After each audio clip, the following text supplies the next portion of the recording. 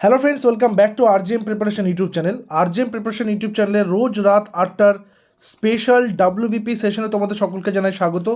ডাব্লিউবিপির যে সমস্ত previous years কোয়েশ্চেন্সগুলো রয়েছে, WBP constable, WBP lady constable, WBP Kolkata police constable, SI পরীক্ষা, আবগারি দপ্তর পরীক্ষা, অর্থাৎ পুলিশ পরীক্ষার সমগ্র ক্লাস, সমগ্র কোয়েশ্চেন পেপারগুলো, পিওয়াইকিউগুলো আমরা কিন্তু রোজ রাত্রে 8টা থেকে আমাদের আরজিএম প্রিপারেশন ইউটিউব চ্যানেলে আলোচনা করছি। এবং এটার গুরুত্ব একটাই, যে কারণ প্রিভিয়াস ইয়ার্সের প্রচুর কোয়েশ্চেন্স, অর্থাৎ লাস্ট 10 বছর 15 বছর যেটাই বলো না কেন, প্রচুর কোয়েশ্চেন্স কিন্তু রিপিট রয়েছে। তো সেই কারণে এই প্র্যাকটিসটা খুব বেশি গুরুত্বপূর্ণ। তো গতকালকের ক্লাস যেখানে আমরা শেষ করেছিলাম সেখান থেকে শুরু করছি। আজকের ক্লাসের প্রথম প্রশ্ন, স্যাং ইন হাং যিনি সবচেয়ে দ্রুত মাউন্ট এভারেস্ট সফল আরোহণ করেন তিনি কোন দেশের আদিবাসী? অপশনগুলো দেখে নাও। Singapore, Japan, Taiwan, Hong Kong. সঠিক উত্তর অপশন নাম্বার ডি, হংকং। তার 44 বছর বয়সে তিনি এটা করেছেন। কবে? 2021 খ্রিস্টাব্দে। ঠিক আছে। এবং তার যে সময়টা ছিল, সময়টা হচ্ছে 30 মে, 30 মে। এবং সময় তিনি লাগিয়েছিলেন 25 ঘন্টা 50 মিনিট। ঠিক আছে, অর্থাৎ অলমোস্ট 26 ঘন্টার মধ্যে তিনি কমপ্লিট করেছিলেন। এরপরে আসবে পরের নাম্বার, সুলতানপুর পক্ষীনিবাস। সুলতানপুর পক্ষীনিবাস কোন রাজ্যে অবস্থিত? উত্তরপ্রদেশ, অন্ধ্রপ্রদেশ, কর্ণাটক নাকি হরিয়ানা? সুলতানপুর পক্ষীনিবাস সঠিক উত্তর অপশন নাম্বার ডি, হরিয়ানা। হরিয়ানার কোথায়? হরিয়ানার গুড়গাঁও। হরিয়ানার গুড়গাঁওতে, ঠিক আছে, অবস্থিত রয়েছে। নেক্সট আসবো, ঝাড়খণ্ড রাজ্যের অবস্থিত জামশেদপুর নিম্নলিখিত কোন নদীর তীরে অবস্থিত? এই যে নদী তীরবর্তী অঞ্চল, নদী তীরবর্তী শহর, নদী তীরবর্তী ফ্যাক্টরিজ, নদী তীরবর্তী স্মৃতিসৌধগুলো, এগুলো কিন্তু খুব গুরুত্বপূর্ণ। তো ঝাড়খণ্ড রাজ্যে অবস্থিত জামশেদপুর কোন নদীর তীরে অবস্থিত? সঠিক উত্তর কী হবে? সঠিক উত্তর হবে অপশন নাম্বার বি, সুবর্ণরেখা। তোমাদের প্রত্যেকের সুবিধার জন্য আমরা কিন্তু অলরেডি 2012 সাল থেকে শুরু করে ডাব্লিউবিপির যে পিওয়াইকিউ রয়েছে, সেই পিওয়াইকিউ কিন্তু সেট পিডিএফ আকারে তৈরি করেছি, যার সাথে রয়েছে 2023-এর কারেন্ট অ্যাফেয়ার্স এবং 2024-এর কারেন্ট অ্যাফেয়ার্স সম্পূর্ণ পেয়ে যাবে তোমরা। তো তার জন্য আমাদের অফিসিয়াল হোয়াটসঅ্যাপ নম্বর 9564345236, এই নম্বরে তোমরা হোয়াটসঅ্যাপ করবে, ডাব্লিউবিপি পিডিএফ কথাটা লিখবে, তাহলে তোমাদেরকে কিন্তু এই পিডিএফগুলো দিয়ে দেওয়া হবে। 99 রুপিস পে করে তোমরা এই পিডিএফগুলো অবশ্যই কালেক্ট করে নেবে, ঠিক আছে। নেক্সট রয়েছে, সীমান্ত গান্ধী নামে কে পরিচিত? সীমান্ত গান্ধী বা ফ্রন্টিয়ার গান্ধী নামে কে পরিচিত? খান আব্দুল গফর খান, ওয়াজেদ আলী শাহ, নবাব সালিমুল্লাহ, আগা খান। সঠিক উত্তর হবে অপশন নাম্বার এ, খান আব্দুল গফর খান। সীমান্ত গান্ধী নামে কে পরিচিত? খান আব্দুল গফর খান, ঠিক আছে। নেক্সট আসি নাম্বার 31, 1885 সালে ভারতীয় জাতীয় কংগ্রেসের প্রথম অধিবেশন কোন স্থানে আয়োজিত হয়েছিল? 1885-তে ইন্ডিয়ান ন্যাশনাল কংগ্রেস, যেখানে WC ব্যানার্জি যেখানকার প্রথম অধিবেশনের সভাপতিত্ব করেছিলেন অ্যালান অক্টাভিয়ান হিউমের উপস্থিতিতে, তাই না? তাহলে সঠিক উত্তর অপশন নাম্বার বি, বোম্বে। বোম্বের গোকুল দাস তেজপাল কলেজে এটা হয়েছিল। স্বরাজ আমার জন্মগত অধিকার উক্তিটি কার? Swaraj is my birthright and I must have it. Swaraj আমার জন্মগত অধিকার, আমি তা অর্জন করবই, এটা কার উক্তি? জওহরলাল নেহেরু, মহাত্মা গান্ধী, বাল গঙ্গাধর তিলক, গোপালকৃষ্ণ গোখলে। সঠিক উত্তর অপশন সি, বাল গঙ্গাধর তিলক। মহাত্মা গান্ধী তো রয়েছে, করেঙ্গে ইয়া মারেঙ্গে তিনি বলেছিলেন আইন এই শেষ ভারত ছাড়ো আন্দোলনের সময়। গোপালকৃষ্ণ গোখলে বলেছিলেন what Bengal thinks today India will think tomorrow. অর্থাৎ বাংলা আজকে যেটা ভাবছে সেটা গোটা ভারতবর্ষ আগামীতে ভাববে। এই বিষয়গুলো ভালো করে দেখে রাখতে হবে, উক্তিগুলো, ইম্পর্টেন্ট উক্তিগুলো, ঠিক আছে। নেক্সট, SDRF ফুল ফর্ম কি? SDRF state dedicated relief force, state dedicated response force, state disaster relief force, state disasters response force. Correct answer state disaster response force, option number D হচ্ছে এখানে correct answer. Next, sorry.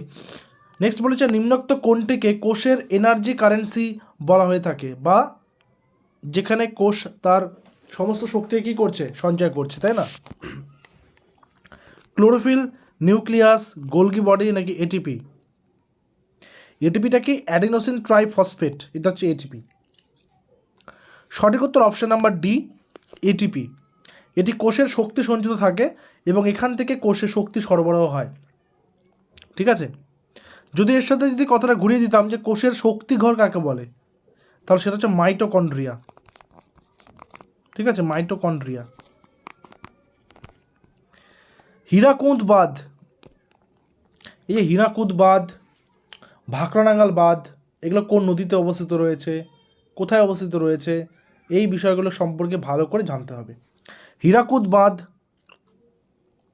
যেটা ভারতের সবথেকে কি দীর্ঘতম বাঁধ, কেন? এর দৈর্ঘ্য কত? 4801 মিটার। ঠিক আছে, প্রায় 5 কিলোমিটার। এটা মহানদীর তীরে, মানে মহানদীর উপর অবস্থিত, অপশন নাম্বার এ। তো মহানদীর উপর অবস্থিত, মহানদী। ঠিক আছে, কোন নদীর উপর রয়েছে, কোনটা রয়েছে, এগুলো কিন্তু ভালো করে পড়তে হবে। নিম্নোক্ত কোনটিতে অ্যাট্রোপিন থাকে, যেমন কুইনাইন, ডাটোরিন, নিকোটিন। ঠিক আছে, এ প্রত্যেকটা বিষয় কোনটার, এর উৎস কী, এর অভাবজনিত ফলে কি হতে পারে, বা এটা দিলে কোন রোগের পরিসমাপ্তি ঘটে, তো বলতে হবে অ্যাট্রোপিন কিসের মধ্যে পাওয়া যায়। সঠিক উত্তর বেলেডোনা গাছ, অপশন নাম্বার সি। অপারেশনের সময় রোগীর দেহে যে লালা বা থুতু বা অন্য কোনো দেহ নিঃসৃত রস নির্গমনে বাধা দান করে, ফলে মুখ শুকিয়ে যায়, চোখের জলও শুকনো যায়, দেহে বিষাক্ত কিছু প্রতিরোধে এটি ব্যবহার করা যায়। ঠিক আছে, সর্বপ্রথম কোন ভারতীয় ব্রিটিশ পার্লামেন্টের সদস্য মনোনীত হন? এই যে এই ধরনের মাইলস্টোনগুলো সর্বপ্রথম কে করেছেন, কংগ্রেসের যখনই আলোচনা হয় তখন আমি বলি প্রথম সভাপতিকে, প্রথম মহিলা সভাপতিকে, প্রথম মুসলিম সভাপতিকে, গান্ধীজি কবে একমাত্র করেছেন, নেতাজি কোনটায় কোনটায় করেছেন সভাপতিত্ব, পূর্ণ স্বরাজের ডাক দেওয়া হয় কোন সভা, মানে কোন সভা থেকে, তারপর নরমপন্থী চরমপন্থী ভাগ হয় কোন সভা থেকে, এগুলো ইম্পর্টেন্ট। আর এখানে বলছে ব্রিটিশ পার্লামেন্টের সদস্য মনোনীত হন কে? ডিএন ওয়ারা, ডব্লিউসি ব্যানার্জি, দাদাভাই নওরোজি, এম মালাবারি। সঠিক উত্তর অপশন নাম্বার সি, দাদাভাই নওরোজি, যাকে গ্রেট গ্র্যান্ডফাদারও বলা হয়ে থাকে। তিনি 1892 থেকে 1895 পর্যন্ত সদস্য ছিলেন। ব্ল্যাক সয়েল বা কৃষ্ণ মৃত্তিকা নিম্নলিখিত কোনটি চাষের জন্য সর্বাপেক্ষা উপযুক্ত? কৃষ্ণ মৃত্তিকা, দক্ষিণ ভারতের কৃষ্ণ মৃত্তিকা, বিশেষ করে কর্ণাটকের।